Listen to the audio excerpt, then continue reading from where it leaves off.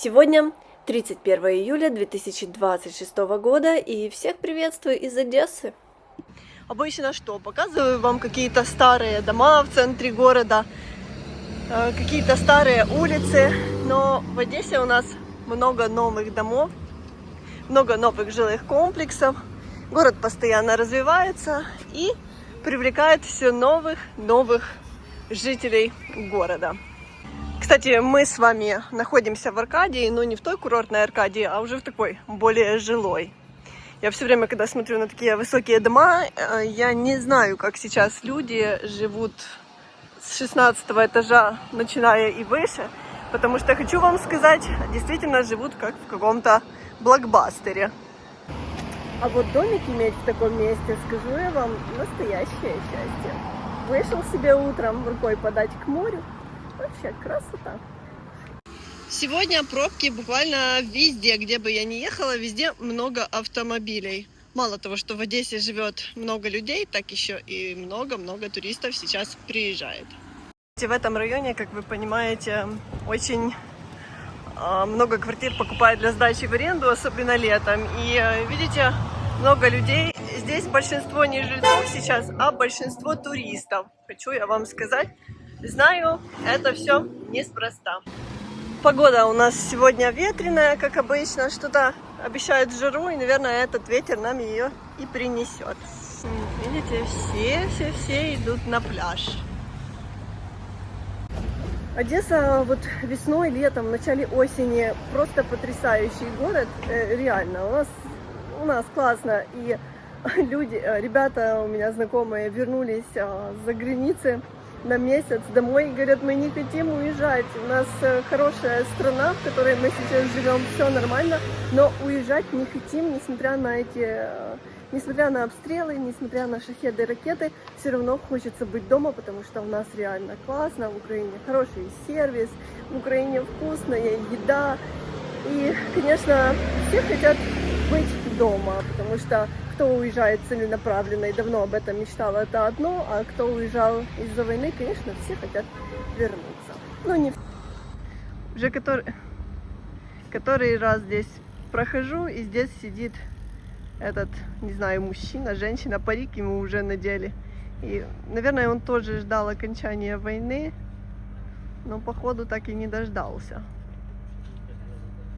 А вот так мы с вами и вышли в Аркадию. Тот жилой комплекс, который я вам показывала, там, кстати, достаточно дорогие квартиры. Сами понимаете, близость к морю – это всегда недешево. Вот так, выходим прямо к кораблю. Ну, Аркадию я вам показывать не буду, хотя здесь, видите, кипит жизнь. Ну, летом, если вы хотите приехать в Аркадию и побыть в тишине, это точно не ваш вариант. Потому что вот и правое, и левое крыло забито людьми. Ну, что бы могло случиться? Конечно же, воздушная тревога. Я вам не могу передать, как это уже надоело. Сейчас на город летят шахеды. Не очень приятно, я вам хочу сказать. Поймут только те, кто живет в таких же городах, как Одесса, у которых сейчас не очень так приятно, я вам хочу сказать. Вроде бы его сбили в море. Но сама эта атмосфера, она, конечно, очень сильно напрягает. Война – это страшно. И очень много горя она приносит ежедневно украинцам. Генуэзская, конечно, тоже здесь летом очень много живет туристов, потому что здесь многие покупают квартиры под аренду, под сдачу в аренду. Очень оживленная улица. Не все одесситы хотят здесь жить. Ну, отбой тревоги сейчас. Или это снова какая-то тревога. Надо посмотреть. Кстати, последние 2 года, особенно в этом году, в Одессе очень подорожала недвижимость. Особенно по рельсам люди ездят, а потом трамваи не могут проехать. Я не понимаю, зачем это делать. Можно постоять со всеми. Здесь не такая уже сильная пробка. Нужно уважать друг друга, но, к сожалению, об уважении у нас не все слышали. Продолжу мысль. В последние годы подорожала недвижимость, особенно рядом с морем. Люди видят в Одессе потенциал, и у кого есть лишние деньги, конечно, не боятся приобретать квартиры. И вот на плато цены в этом году подросли вот так вот конкретно. И в новых домах каких-то вот именно прикольных, то стартуют квартиры от 2-2,5 тысяч долларов за квадратный метр. Может, возможно, найти дешевле, но не всегда. У нас в некоторых домах есть такие проезды в паркинге, что на больших машинах толком-то и не проедешь. Я когда-то жила в доме с очень крутым узким паркингом, и там даже мужчины проезжали и просто сбивали себе зеркала. Ой, тревога, не тревога, жизнь кипит. А что людям делать? Я вам хочу сказать, все время в бомбоубежищах сидеть невозможно, потому что если раньше были атаки, не знаю, раз в день, раз в пару дней, только по ночам, то сейчас это все 24/7 в любое время, и, понятное дело, люди просто не могут бесконечно ходить в укрытие, потому что так ни работать невозможно, ни жить невозможно, ничего. Девушки, женщины в Одессе, модницы. И идешь вот так, смотришь на витрины, конечно, есть что купить и есть что примерить. Предприниматели молодцы. Как говорят, были бы деньги. Уже в Одессе можно найти просто все, что только захочешь. Очень и очень жарко. Я шла в сторону моря, еще какой-то там ветерок дул, наверное, в море не очень теплая вода. А здесь по дороге иду и чувствую, что сейчас просто растаю. Сейчас с вами перейдем светофорчик. Видите, бесконечный поток машин. Зайдем сейчас с вами в один из самых новых и самых красивых торговых центров в Одессе. Здесь вот эти двери, я их не очень люблю, но пройдем именно через них. Сегодня здесь пустовато, немноголюдно.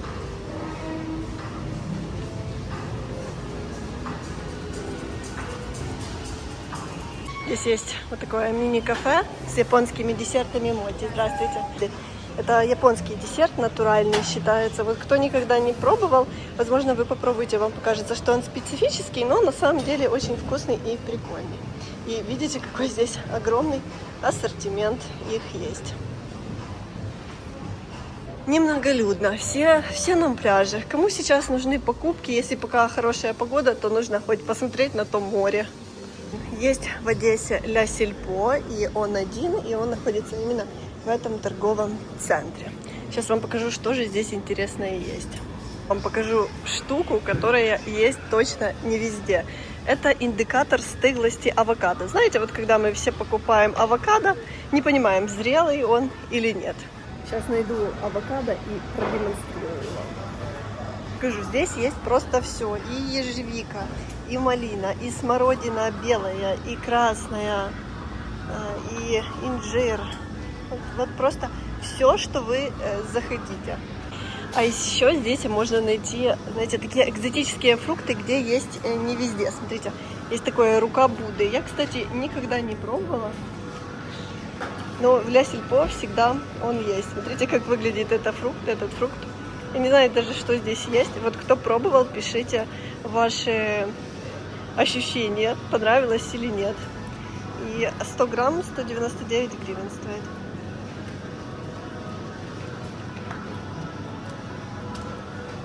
Смотрите, рамбутан, салат, все что угодно есть.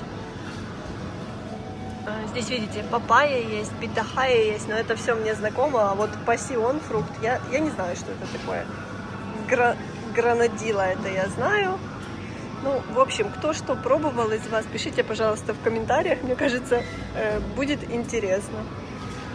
Авокадо. Штука 229 гривен. Это какой-то не совсем обычный даже. И вот интересно просто посмотреть, как работает этот сканер. Наверное, вот так вот как-то нужно прикладывать. Смотрите. Приложил. І дуже щільне дозріває вдома за кілька днів. То есть воно ще не стигло. Вот очень классная штука, потому что, скажу вам честно, не всегда угадываешь. А вот в Ля Сельпо есть такое, можно проверить. Если, в общем, хотите каких-то деликатесов, то можете пойти в Ля Сельпо. Смотрите, какие крабы. Вот моя ладошка, он огромный, он больше, чем моя ладошка. Кстати, здесь даже есть мидии, запечені у сырному соусе. 100 грамм 70 гривен. Выглядит, кстати, очень аппетитно. Если вы любите бренды, смотрите, здесь есть цукерки Dolce Gabbana. Dolce Gabbana цукерки 1400 гривен. Это 150 грамм маленькая коробочка. Даже пакетики брендовые Dolce Gabbana есть. Что если захотите конфет Dolce Gabbana, пожалуйста, приходите. Здесь вы можете их найти. Десертами тоже здесь себя можно побаловать. Смотрите, какие круассаны аппетитные. Молодцы они, конечно. Заходишь и с пустыми руками сложно отсюда даже выйти. Кстати, у них вкусные круассаны. В Одессе за последние годы открылось сколько новых торговых центров, сколько новых мест, что было бы только время и деньги их посещать. Ну реально, пойти есть куда, купить есть что, и все очень круто. Только нам не хватает всем спокойствия. Да, Одесса меняется с каждым годом, и я как смотрю на это все, на новые дома, и вспоминаю, как лет 10-15 назад этого всего не было, город, конечно, очень и очень изменился. Угроза ракет, это уже вторая или третья тревога. Что вам сказать? Надоело уже.